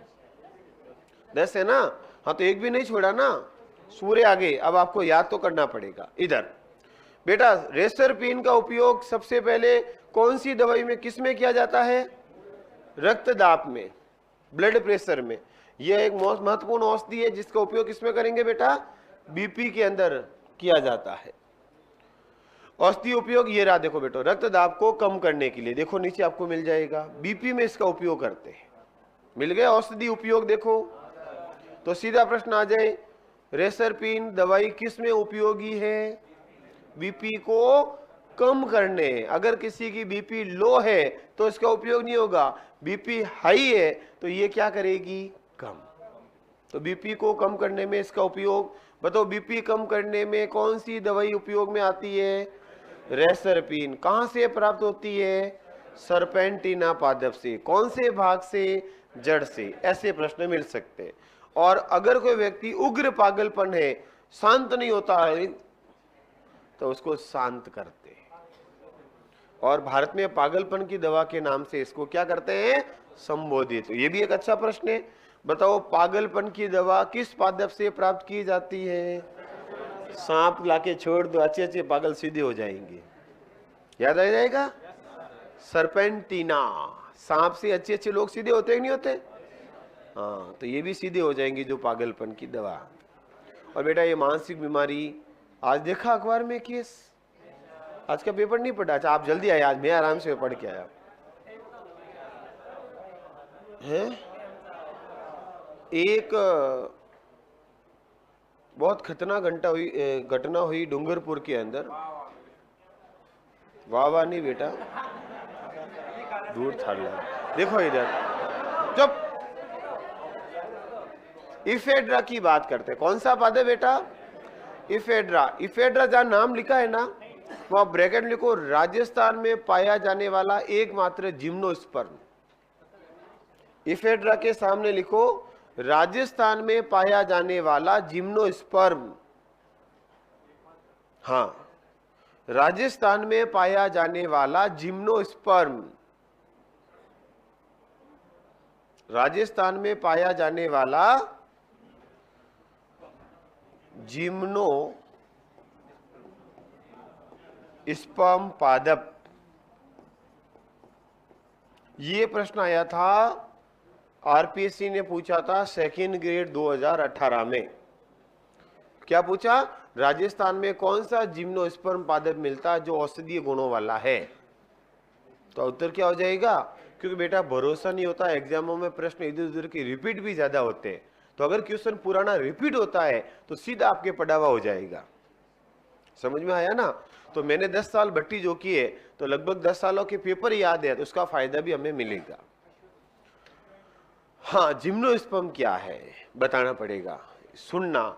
धरती पर जब पादप का निर्माण हुआ तो सबसे पहले ऐसे पादप बने जिसमें जड़ तना पत्ती कुछ नहीं थे, केवल शैवाल, लील देखी पानी में काई, उसको नाम देते हैं थैलोफाइटा। तो धरती पर सबसे पहले कौन से पादप बने? थैलोफाइटा। फिर थोड़े थोड़े विकसित हुआ और पादप, आपने देखा कभी तालाब में नहाने गए? तालाब के किनारे गए? कभी कभार गए होंगे तो देखा होगा, पानी की लहर आती तो पानी के पास पास एक हरे हरे रंग की लाइन बन जाती है, तो वो पादप, उसमें भी जड़ तना पत्ती नहीं, छोटे छोटे, और समुद्र पानी के किनारे आए तो वो कहलाई ब्रायोफाइटा। क्या कहलाए बेटा? तो ब्रायोफाइटा सबसे पहले कहाँ आए? जमीन पर, इसलिए इनको बोला पादप जगत के उभयचर। सीधा प्रश्न आया था रिट 2022 ही चल रहा है। हाँ, क्या आया? पादप जगत का उभयचर किसे कहते हैं? उत्तर था ब्रायोफाइटा। ठीक है बेटा। अगला, फिर पादप और आए, सबसे पहले जड़ तना पत्ती बनी, उन पादपों को नाम दिया टेरिडोफाइटा। फिर सबसे पहले पादप बने जिसके अंदर सबसे पहले बीज बने और पादप विकसित हुआ, जड़ तना पत्ती अलग अलग हुए, तिकोनी वनस्पति देखिए ठंडे प्रदेशों में, वो हुए और उनको नाम दिया जिम्नोस्पर्म। और फिर सबसे विकसित पादप जिसमें फल बना, और आज हमारे पास है जो हम खाते हैं, फलों वाले सभी अनाज वाले फली चाहे सब, वो है एंजियोस्पर्म। तो वर्तमान में सबसे विकसित पादप कौन से कहलाते हैं? एंजियोस्पर्म। तो बेटा ये पादप के विकास का क्रम है, और 10 से पादपों का धरती पर विकास के आधार पर कितने समूह है? 5। सबसे पहला समूह कौन है? थैलो, फिर ब्रायो, फिर टेरिडो, जिम्नो, एंजियो, ये 5 समूह होते हैं पादप वर्ग के। तो पादप का अगर वर्गीकरण पढ़ोगे तो पूरे पादप जगत को संसार के कितने समूह में डिवाइड किया?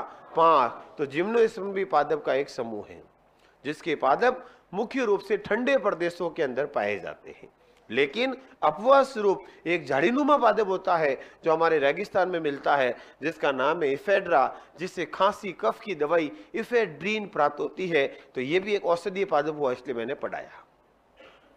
आया समझ में? था पढ़ा कुछ? चलो, तो बेटा वानस्पतिक नाम इसका इफेड्रा ही है, इसका सामान्य नाम है येलो हेम्प, कुल है इफेड्रेसी, कोई दिक्कत नहीं। ये काम का उपयोगी भाग क्या है? तना और उसकी शाखाएं पीस कर दवाई बनाते हैं। प्रमुख एल्कलॉइड कौन होगा इसमें? इफेड्रीन, याद रखिएगा, इफेड्रा से इफेड्रीन।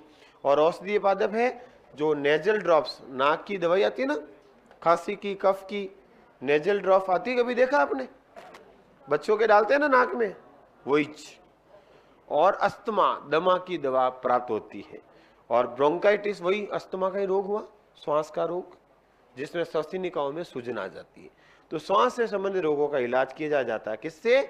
इफेड्रा से। खांसी कफ की दवाई प्राप्त होती है।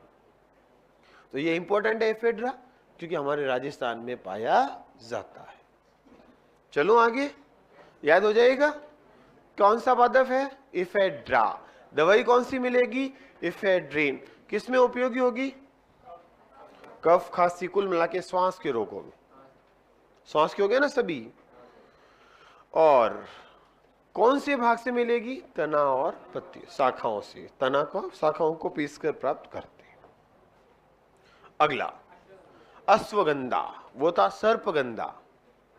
तो सर्पगंधा से तो बीपी क्या होती है, कम होती है, और फिर वो चला जाता है। सांप आते, अरे सांप आएगा तो बीपी क्या हो जाएगी, अरे भाई डरेगा तो धड़कन कम होगी और फिर वो चला जाएगा। अब कैसे करो, याद तो रखना पड़ेगा भाई, याद रखना है तो देख लो।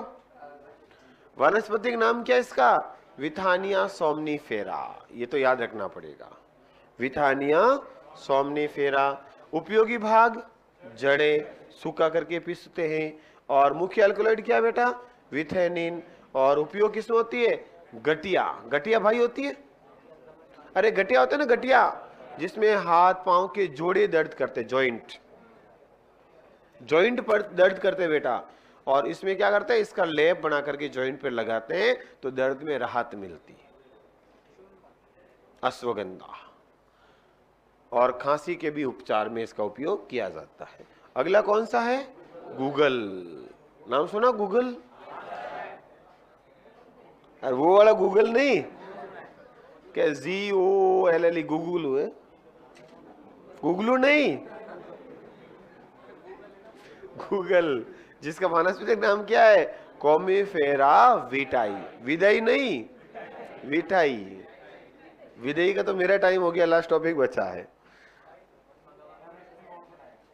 देख लेना। हाँ, तो हम किसकी बात कर रहे हैं, कॉमीफेरा विटाई की।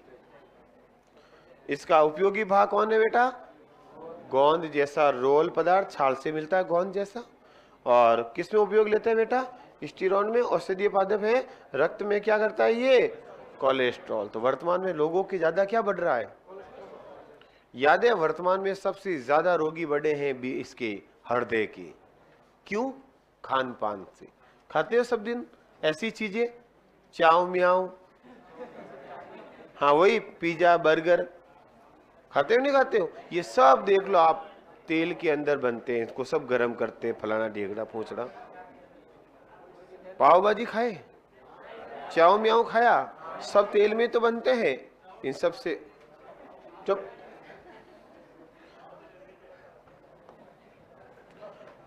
अगला है ब्राह्मी, जिसका वानस्पतिक नाम है सेंटेला एशियाटिका, सेंटेला एशियाटिका। मुख्य रूप से किसमें तत्व क्या होता है बेटा, ब्रोंकीसाइड A एंड B।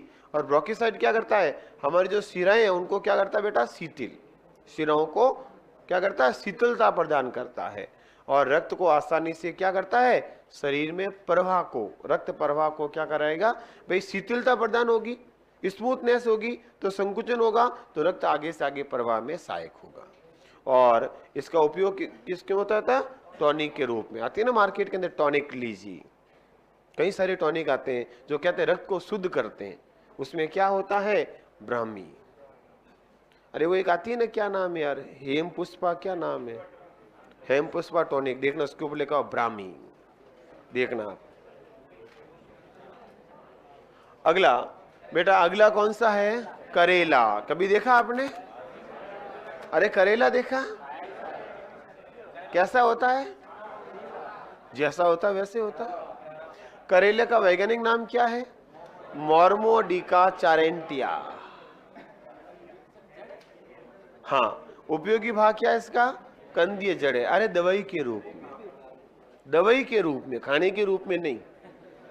और प्रमुख एल्कलॉइड क्या होता है इसमें, सेपोनिन। और ये बेटा यौन शक्ति बढ़ाने में, नपुंसकता को रोकने में, और शुक्राणु वर्धक, शुक्राणु की संख्या बढ़ाने में सहायक होता है। कौन, करेला की जड़ें, करेला नहीं, करेला की जड़ों से प्राप्त होने वाले एल्कलॉइड कौन से, सेपोनिन, एस्टिगिमेस्टोल और होकोजेनिन। अब आगे बात करते हैं ये प्लांट्स के कुछ और। हाँ, पहला पेज निकालो, गेहूं, गेहूं भी तो उपयोगी भाग है, पहला भाग निकालो, गेहूं क्या हुआ रे,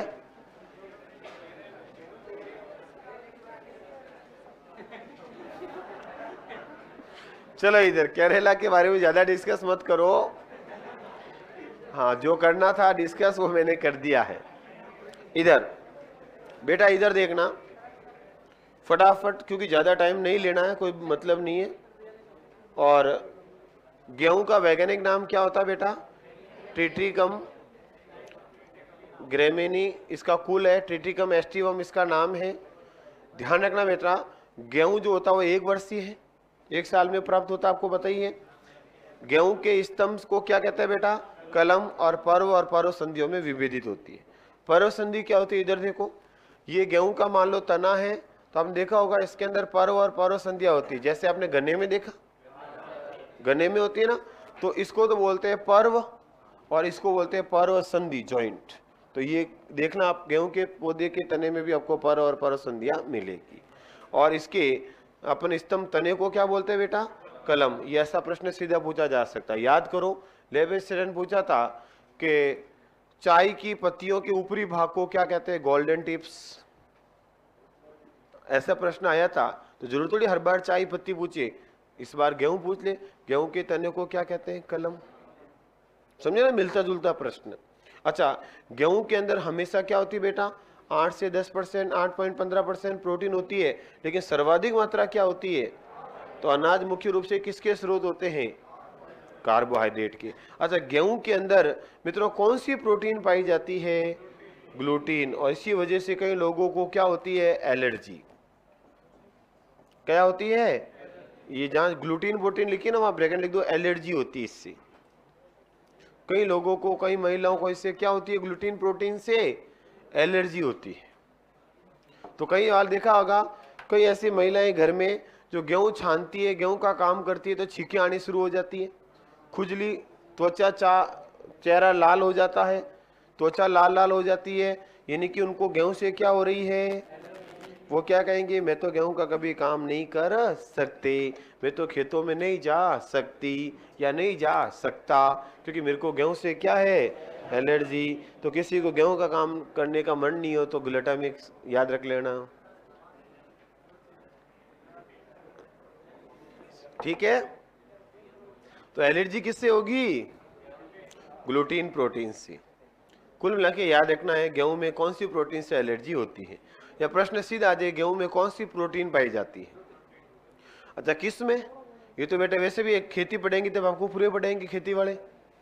अरे फसलें पढ़ोगे, राजस्थान की फसलें है सिलेबस में, तो वहां फसलों में पढ़ोगे कौन कौन सी किस्में, सोनारा, लोमरोजा, कल्याण, ये सब आपको याद ही करना। मैं कुछ भी बोलूंगा तो इससे अच्छा मैं यहाँ कुछ नहीं बोलता हूं। अगला देखो, गेहूं की सबसे छोटी फसल की उत्तरदायी जीन कौन सी है बेटा? नॉरेन 10, जो किसने खोजी थी? बॉरलॉग द्वारा। कब? 1960 में। तो ये प्रश्न पूछने लायक है। गेहूं की बोनी किस्म किस वजह से उत्पन्न होती है? नॉरेन 10 जीन। जीन का नाम याद रखना, नॉरेन 10। लॉरेंस नहीं। भारत में उगाई जाने वाला गेहूं सबसे ज्यादा कौन सा है? मैक्सिकन सेमी ड्वार्फ, मैक्सिकम का छोटा पौधा। छोटे ही तो है अपने पौधे, देखो बड़े बड़े थोड़ी ये पेड़। गेहूं की निम्न प्रजातियां भारत में होगी कौन कौन सी? एक तो डिप्लॉइड, द्विगुणित होती है। कौन सी बेटा? जिसमें गुणसूत्र कितने होते हैं? 14। नाम क्या है? ट्रिटिकम मोनोकोकस और ट्रिटिकम एंग्लिपॉइड। ये दोनों कैसी है बेटा? डिप्लॉइड। चतुर्थ गुणित कौन सी होती है? इमर गेहूं, जिसको क्या बोलते हैं? ट्रिटिकम डाइकोकम। गुणसूत्र कितने होते हैं? तो एक गुणित ज्यादा हो गया, त्रिगुणित, चतुर्थ गुणित हो गया, और ये कितने हो गए? द्विगुणित। अगुणित होंगे तो कितने होंगे? 7। 7 द्विगुणित होते 14, चतुर्थ गुण होंगे तो 7 चौक 28। तो बताओ, गेहूं की फसल अगर अगुणित होए तो गुणसूत्र कितने होंगे? द्विगुणित है तो, और चतुर्थ गुणित है तो याद रह जाएगा। चलो याद ही रखना पड़ेगा इसमें तो। अगला, गेहूं जो है बेटा 60 गुणित हो तो, कुल मिला के आपको समझ में आ गया। ए का मतलब कितना है? 7, तो जीता गुणित हो इंटू 6, 7 इंटू 60 तो 6 हो गया, 2 होता तो 7 इंटू 2, 4 है तो 7 इंटू 4, जीता गुणित इंटू। और मैक्सिमम बोना जो गेहूं है भारत के अंदर कौन कौन से बेटा? Triticum sphaerococcum, common bread wheat. ये 2 किस्में ऐसी है जो भारत के अंदर अपन क्या करते हैं? इनको उगाते हैं। और कैसी है ये? 60 गुणित। गुणसूत्र कितने हैं इसमें? 42। अच्छा, ट्रिटिकम जो है बेटा प्रथम मानव निर्मित वाली अनाज की फसल है। कौन सी है? ट्रिटिकेल। यानी कि मनुष्य ने कौन सी गेहूं की फसल को सबसे पहले उत्पादित किया आर्टिफिशियल रूप से? तो आंसर क्या हो जाएगा? ट्रिटिकेल। और यह गेहूं ट्रिटिकम एस्टिवम और राई को आपस में क्या करवाया? क्रॉस, और उससे कौन सी फसल बनी? ट्रिटिकेल। सीधा प्रश्न आ जाए तो याद रखना, मानव ने सबसे पहले संकरण के द्वारा, क्रॉस के द्वारा गेहूं की कौन सी फसल उत्पादन की? तो ट्रिटिकेल। किसका संकरण करवाया? तो ट्रिटिकम एस्टिवम और दूसरा कौन सा बेटा? राई। दोनों को मिलाया, दोनों के एक ही पुष्प का अंडर से एक का शुक्राणु नहीं सॉरी परागकण मिला करके नई किस्म तैयार की है। अरे निकल गया बेटा मुंह से, दिमाग में क्लिक किया नरयुग्मक, और नरयुग्मक क्लिक करते ही निकल गया। फिर मैंने कहा रुको जरा, परागकण। अभी मैं भी तो इंसान हूं। देखो मेरे जैसे बोलते बोलते इधर सुनो, मैंने बोलते बोलते ये बोला कि गेहूं का पौधे का एक भाग संकरण पड़ा है ना, याद करो, विपुंसन, याद आया क्या? परागकण, थैलीकरण। तो बेटा संकरण किया किसका? तो एक तो पौधा लिया गेहूं का, दूसरा पौधा लिया राई का। अब एक के फूल के नरयुग्मक भाग लिया, एक के मादायुग्मक भाग लिया, दोनों को मिलाया। अब नरयुग्मक आते ही दिमाग में क्या आता है? जो होगा वही आएगा। तो बस बातें करे बड़ी बड़ी। बेटा मैं हूं साइंस का, और साइंस वाले वैसे भी तेरे को पता ही है, नट्टे होते हैं, बदमाश होते हैं। ठीक है, अब सुधर गए तो सुधरने रहने दो। इधर देखो, बात किसकी कर रहे हैं? चावल की। राइस खाए कभी? कैसे होते हैं?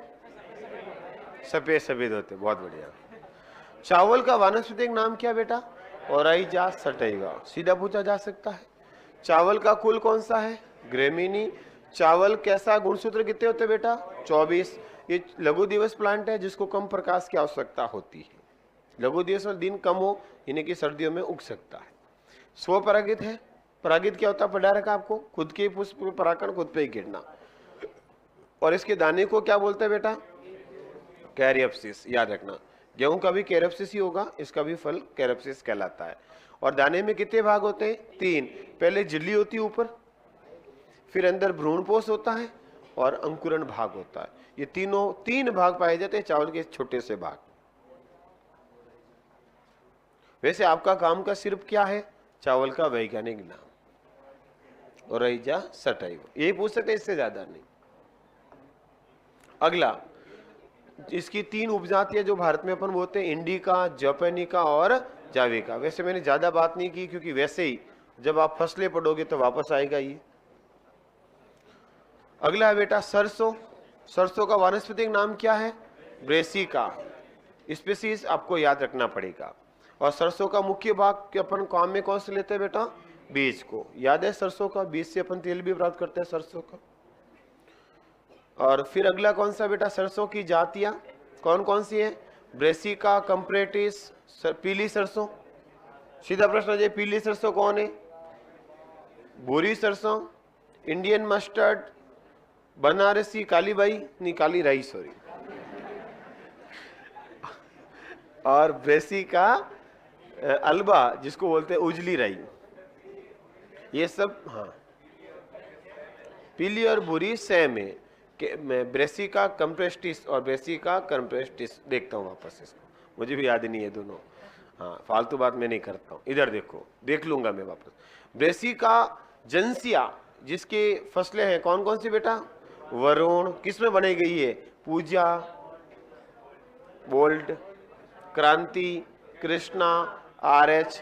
ये तो सीधा देख ही लेना, मैं बोल के क्या 9 की 13 कर लूंगा भाई, बोल के मैं 9 की 13 तो करूंगा नहीं। ये किसमें है इसकी जो आप थोड़ा सा देखना। अगला है कौन सा? अच्छा, मूंगफली का वैज्ञानिक नाम क्या है? एरेकिस हाइपोजिया। ये आपको याद रखना है। कुल मिला के इनके ज्यादातर क्या नाम याद रखने हैं? वैज्ञानिक नाम आपको याद रखना है। और मूंगफली के बीजों में सबसे ज्यादा क्या होगा बेटा? तेल। 50% तेल मिलता है। और इस तेल में कौन से विटामिन होते हैं? ए, बी और बी 12।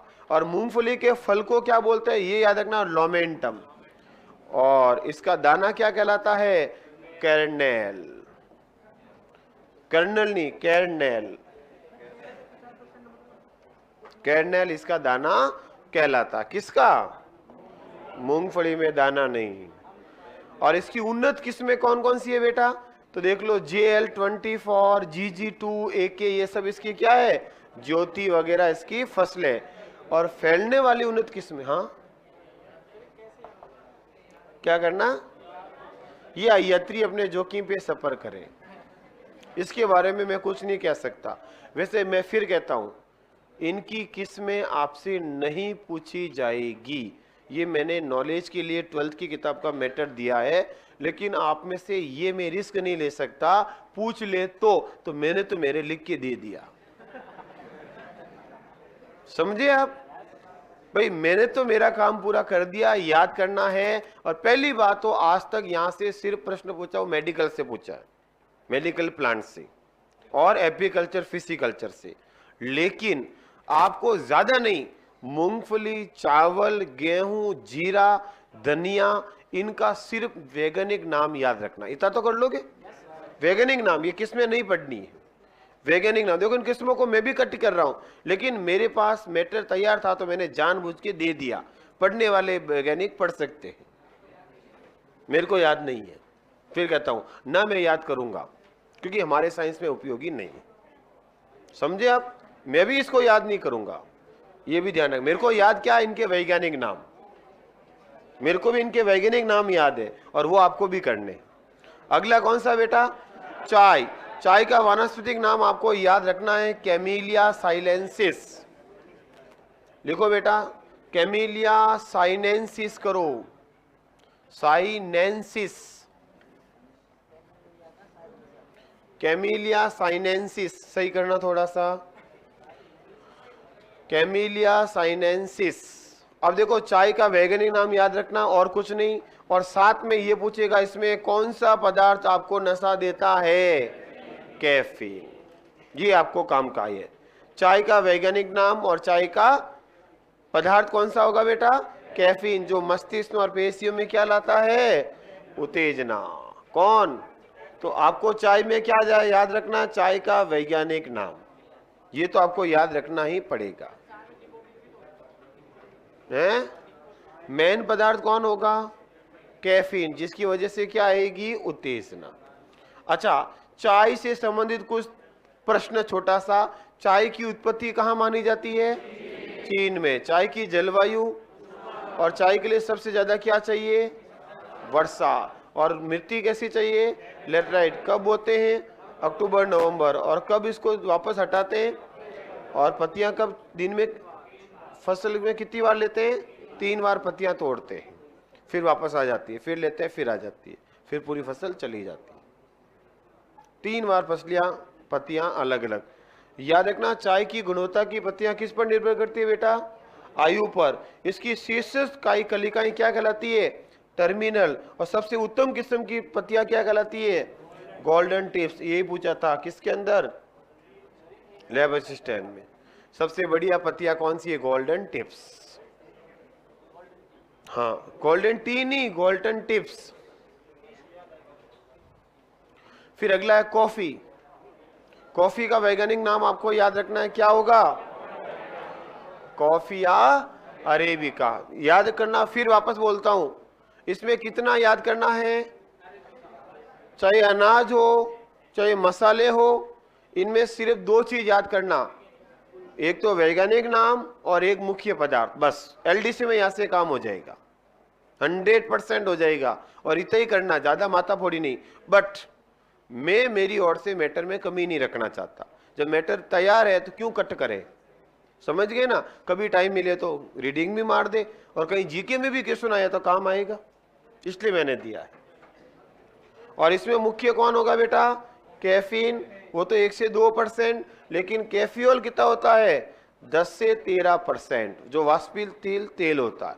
तो कॉफी कहीं भी पड़ी हो, आपको दूर से सुगंध आ जाएगी, कॉफी है या वाष्पशील तेल की वजह से। और अगला कौन सा बेटा, कपास का वैज्ञानिक नाम आपको याद रखना पड़ेगा, क्या होगा? गॉसिपियम। कुल मालवेसी, और प्राप्त कहां से करते हैं? बीज चोल से। बस ये ध्यान रखना, इतना सा। बाकी व्हाइट गोल्ड कहते हैं आपको पहले से ही पता है। दो चीज याद रखनी इसमें, रख लोगे दो चीज। कपास के बाद दूसरा कौन सा है? जूट। कहाँ है? कपास के प्रकार है बेटा, ये अलग अलग किस्म है, इसकी जातियां हैं। और अगला है जूट, निकालो जूट। जूट का वैज्ञानिक नाम क्या है? कॉर्कोकस, वानस्पतिक नाम। और सबसे बढ़िया जूट कौन सी है? बास्ट फाइबर, ये ध्यान रखना। बास्ट जूट के फाइबर कैसे हैं? क्योंकि जो पादप के मिलते हैं मित्रों, वो दो प्रकार के फाइबर होते हैं, एक होते हैं वुड फाइबर और एक होते हैं बास्ट फाइबर, जिसमें से आपके काम के कौन से हैं? बास्ट। वुड फाइबर कभी बुने नहीं जाते, लकड़ी मतलब कठोर होते हैं। क्या हुआ? मिसप्रिंट हो गया? अच्छा, देख लेंगे। लिख दिया? तो यहां से दो ही तो चीज याद रखनी है, दो चीज अंडरलाइन कर दो। अगला है झूठ के लक्षण। हाँ, वापस आओ, ये सही कर दो, मिसप्रिंट है तो थोड़ा सा छपा हुआ डबल छप गया तो वापस छाप दो अपने हिसाब से। क्या लिखना है? इसका वैज्ञानिक नाम, और लिख दो बास्ट तंतु। दो चीज लिख दो बस, ऊपर लिख दो ना साइंस के पास, या झूठ के पास नाम लिख दो बस। और क्या है? नाम तो सही छपा है ना, बस। तो क्या दिक्कत है? कुल वैसे भी आपको नहीं पूछेंगे, है भाई? बास्ट तंतु होते हैं और इसका वैज्ञानिक नाम, दो चीज आपको याद रखनी है। लिख दिया क्या? तो आगे देखते हैं। झूठ के अंदर सबसे ज्यादा कौन से पदार्थ होता है? सेलुलोज। ये अंडरलाइन करो, सेलुलोज सबसे ज्यादा होगा। सबसे ज्यादा कौन होता है? सेलुलोज। बस नाम और सबसे ज्यादा पदार्थ सेलुलोज। फिर अगला है धनिया। धनिया का भी वैज्ञानिक नाम आपको याद रखना पड़ेगा, कोरिएंड्रम सटाइवम। धनिया, और धनिया में सबसे ज्यादा कौन सा तत्व होता है बेटा? कॉन्ड्रीपॉल। और धनिया में सुगंध देने वाले 1% क्या पाए जाते हैं? तेल। 1% तेल होते हैं जो वाष्पशील होते हैं, दूर से हमें गंध आ जाती है। और धनिया के बाद अगला कौन सा है? जीरा। जीरा का भी क्या याद रखना है? वैज्ञानिक नाम क्या है बेटा? क्यूमिनम साइमिनम। हाँ, ये इसका नाम है। और धनिया में मुख्य पदार्थ कौन होंगे? मुख्य पदार्थ क्यूमिनॉल। अंडरलाइन कर दो बस, ये दो चीज याद रखना। धनिया का दो चीज आपको याद रखनी है। सॉरी, धनिया हो गया, जीरा की बात करते नहीं, धनिया भी तो साथ ही था, इसलिए दिमाग में रह गया। और लास्ट है बेटा कौन? मेथी, नागौर वाली। मेथी का वैज्ञानिक नाम आपको याद रखना है, क्या होगा बेटा? Trigonella foenum graecum. और कुल क्या होगा इसका? लेग्यूमिनेसी। इसमें याद रखना वाष्पशील तेल कौन? कॉलिन। और कॉलिन की वजह से मेथी में अपन को क्या आती है? सुगंध। सुगंध किसकी वजह से आती है? कॉलिन। और इसके साथ आप हो जाएंगे कंप्लीट। अब इसमें देखो मित्रों, इधर 2 मिनट और लूंगा, ज्यादा नहीं। जब आपने इतना पढ़ लिया तो 2 मिनट और रुक जाओ। तो ये टॉपिक तो यहाँ क्या होता है मित्रों? पूरा होता है।